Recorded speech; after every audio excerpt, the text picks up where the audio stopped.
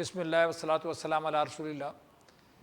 پچھلے دنوں ایک مذہبی سیاسی جماعت کے سربراہ نے نیشنلزم کی مذمت کرتے ہوئے اس کا ترجمہ قوم پرستی کیا، اور قوم پرستی کی مذمت کرتے ہوئے اسے انہوں نے آتش پرستی اور بت پرستی کی قبیل کی کوئی چیز بتایا۔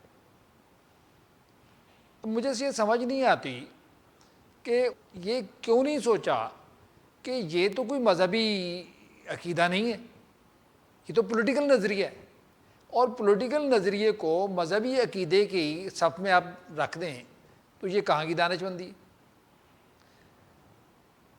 تو اس کے بعد میں سوچنے میں مصروف ہو گیا کہ ہمارے ہاں انگریزی اصطلاحات کا جو اردو ترجمہ کیا گیا ہے ان میں کیا گڑبڑ ہوئی اور کیا نہیں گڑبڑ ہوئی۔ مثال کے طور پر سیکولرزم کا ترجمہ لادینیت کیا گیا، لیکن ہیومنزم کا ترجمہ انسان پرستی کیا گیا۔ بھئی ازم کا ترجمہ اگر پرستی ہے تو سیکولرزم کا ترجمہ بھی پھر پرستی کریں، سیکولر پرستی کریں، دنیا پرستی کریں۔ اچھا، اب سوشلزم کا ترجمہ اشتراکیت ہوگا، سوشل پرستی تو نہیں ہوگا۔ کمیونزم کا ترجمہ کسی نے کمیون پرستی تو کیا نہیں آج تک، اور کیپٹلزم کا ترجمہ کبھی کسی نے کیپٹل پرستی نہیں کیا، کیونکہ سب کو معلوم ہے کہ یہ پولیٹیکل اصطلاحات ہیں، یہ معاشی صورتحال پر اپلائی ہوتی ہیں، تو اس میں پرستش کا لفظ نہیں آئے گا ازم میں۔ مگر نیشنلزم کے لفظ میں ازم کا ترجمہ جو ہے وہ پرستی کرتے ہیں۔ بھی کیوں؟ تو ان ساری اصطلاحات کے ترجمے کے پیچھے کیا موٹیوز ہیں؟ جو اردو میں ترجمے کیے گئے ہیں وہ کن مقاصد کے تحت کیے گئے ہیں؟ ترجمے کا عمومی مفہوم تو یہی ہے کہ آپ کسی دوسری زبان کے لفظ کو اپنی زبان کے کسی لفظ سے یا کسی ترکیب سے ریپلیس کرتے ہیں۔ ایک لفظ انگریزی میں یا فرینچ میں یا کسی بھی زبان میں ہے، یا ترکیب کسی بھی زبان کی ہے، آپ اپنی زبان میں اس کو انٹروڈیوس کرانے کے لیے اس کا مفہوم جو ہے وہ اپنی زبان میں ڈپکٹ کرتے ہیں، اس کا اظہار کرتے ہیں۔ مگر کیا عملاً ایسا ہوتا ہے؟ اور ترجمہ کرنے کے پیچھے کیا ارادے اور کیا مقاصد ہوتے ہیں؟ یا میں ایک چھوٹی سی بات عرض کروں کہ پوری دنیا کا جو ہے نظام تعلیم اس کے سیاسی نظام کے تابع ہوتا ہے، پوری دنیا کا نظام تعلیم۔ مثال کے طور پہ ہمارے ایک محترم ہیں منظور اعجاز، وہ امریکہ کی کسی یونیورسٹی میں پڑھاتے تھے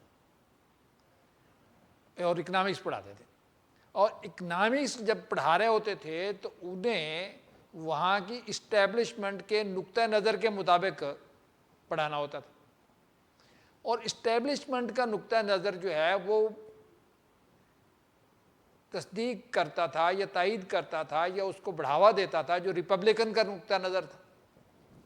اب وہ کہتے ہیں کہ ایک لڑکی نے مجھے بتایا کہ اس نے ڈیموکریٹ کو ووٹ دیا ہے، اور وہ یہ سمجھتی تھی کہ یہ ریپبلکن کے حامی ہوں گے کیونکہ بڑھا رہے تھے اسی نقطہ نظر سے، تو وہ اپولوجیٹک ہو رہی تھی، حالانکہ یہ بھی ڈیموکریٹ کو ہی ووٹ دے کے آ رہے تھے، صرف انہیں وہاں کی اسٹیبلشمنٹ کے نقطہ نظر کے مطابق اکنامکس پڑھانی پڑ رہی تھی، اور وہ ریپبلکن کو سپورٹ کرتی تھی، ریپبلکن کی تائید کرتی تھی۔ پوری دنیا میں جو تعلیمی نصاب ہوتا ہے یا تعلیمی نظام ہوتا ہے وہ پولیٹیکل نظام کے تابع ہوتا ہے۔ اس وقت پوری دنیا میں یہ صورتحال ہے، آزاد نہیں ہوتا۔ ماضی میں آزاد ہوتے تھے یا نہیں ہوتے تھے، یہ ایک پوری تاریخ میں نہیں ڈسکس کر رہا، میں آج کی صورتحال عرض کر رہا ہوں۔ تو جو تھرڈ ورلڈ کے کنٹریز ہیں وہاں یہ صورتحال اور زیادہ کھلی ہوئی ہے۔ سرمایہ دار معاشروں میں یہ صورتحال اتنی اوپن نہیں ہے، وہاں کوئی نہ کوئی پردہ رکھا جاتا ہے، سیاسی نظام کوئی نہ کوئی پردہ رکھ کر نظام تعلیم پر اثر انداز ہو رہا ہے۔ مگر جو تھرڈ ورلڈ کنٹریز ہیں وہاں پردہ بھی نہیں رکھتے۔ اب مثال کے طور پر جو سرمایہ دار ممالک ہیں وہاں سوشل سائنسز میں ڈنڈی ماری جاتی ہے، کوئی نہ کوئی گھپلا کیا جاتا ہے. مگر ہمارے ہاں جو گھپلا کیا جاتا ہے وہ اتنا اوپن اور اتنا زیادہ ہوتا ہے کہ اس میں اصلیت ہی غائب کر دی جاتی ہے. وہاں اتنی گنجائش نہیں ہے کہ وہ بالکل اصلیت ہی غائب کر دیں. وہاں کچھ نہ کچھ حقیقت بھی چلتی ہے اور تھوڑی سی اسٹیبلشمنٹ کی ضرورت بھی اس میں شامل کر دی جاتی ہے، مرضی بھی اس میں شامل کر دی جاتی ہے. مگر تھرڈ ورلڈ کنٹریز میں تو اصلیت غائب ہی کر دی جاتی ہے اور صرف اسٹیبلشمنٹ کی ضروریات رہ جاتی ہیں. اب ذرا غور کریں، سیکولرزم کا ترجمہ لادینیت کیا گیا. اب اس میں کون سا جزو ہے جس کا معنی لادین ہے؟ سیکولر کا معنی دنیا ہے، دنیاوی ہے، تو اس کا معنی تو دنیاوی ازم ہوا،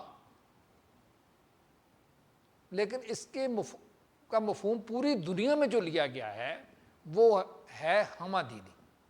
پوری دنیا میں اس کا مفہوم جو لیا جاتا ہے وہ یہ لیا جاتا ہے کہ سیاسی نظام کو عقل عام کے مطابق چلایا جائے، کسی عقیدے اور ڈاگما کے تحت نہ چلایا جائے پولیٹیکل سسٹم کو، کسی ادارے کے تابع نہ رکھا جائے پولیٹیکل سسٹم کو، کسی ایک مذہب کی پیشوائیت جو ہے وہ کسی پولیٹیکل سسٹم کو اپنے تابع نہ بنا لے. جو عمومی انسانی کلچر ہے اس کے مطابق چلایا جائے. تو ظاہر ہے کہ مسلمان ملکوں میں جو سیکولرزم ہوگا وہ اسلام دشمن نہیں ہوگا، ہاں وہ پیشوائیت دشمن ہوگا. یہی وجہ ہے کہ انڈیا میں علماء امت نے، اور ان میں بڑے عظیم علماء شامل تھے، وہ اوپنلی سیکولرزم کی حمایت کر رہے تھے اور آج بھی کر رہے ہیں. وہاں کوئی مذہبی جماعت ایسی نہیں ہے جو سیکولرزم کی حمایت نہ کر رہی ہو مسلمانوں کی، کوئی ایسی مذہبی جماعت نہیں ہے. تو کیا خدا نہ خواستہ وہ لاطینیت کی حمایت کر رہے ہیں؟ تو جب وہ سیکولرزم کہتے ہیں تو اس سے مراد دین دشمنی نہیں ہوتی، ہمہ دینیت ہوتی ہے. تمام ادیان کی گنجائش نکالنے کی بات کرتے ہیں وہ.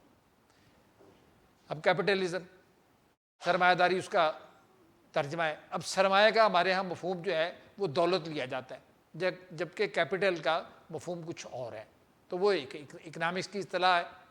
تو عام آدمی سرمایہ داری سے کیا مفہوم لے گا، یہ بڑی مشکل بات ہے. اب نیشنلزم کا ترجمہ جو ہے وہ نیشن کی آزادی، قوم دوستی ہے، نہ کہ قوم پرستی، جس طرح کی آتش پرستی یا بت پرستی. یہ تو نہیں ہو سکتا.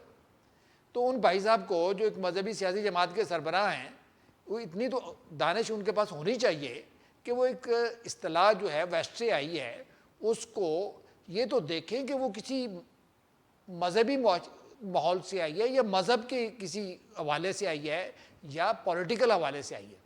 تو نیشنلزم جو ہے وہ قومی آزادی، اس کا معنی تھرڈ ورلڈ میں ہونا چاہیے. کولونیلزم کے مقابلے میں نیشنلزم کا لفظ آیا تھا. کولونیلزم جب واضح ہو جائے گا نیشنلزم بھی واضح ہو جائے گا. اب ہمارے ہاں نہ کولونیلزم کو واضح کیا جاتا ہے نہ نیشنلزم واضح ہوتا ہے. کولونیلزم کے لفظ کو عام طور پر بلیک آؤٹ کیا جاتا ہے اور نیشنلزم کے لفظ کو ڈی فیم کیا جاتا ہے، اس کی شکل بگاڑی جاتی ہے. تو نیشنلزم کا معنی کولونیلزم سے باہر آنا ہے. اگر ان بھائی صاحب کو جو ایک بڑے لیڈر ہیں یا لیڈر ہونے کی نیٹ پریکٹس کر رہے ہیں، یہ پتہ ہونا چاہیے کہ یہ کولونیلزم سے باہر آنے کے لیے ایک اصطلاح آئی ہے اور اس اصطلاح کو یوں ڈی فیم کرنا مناسب نہیں. بہت شکریہ.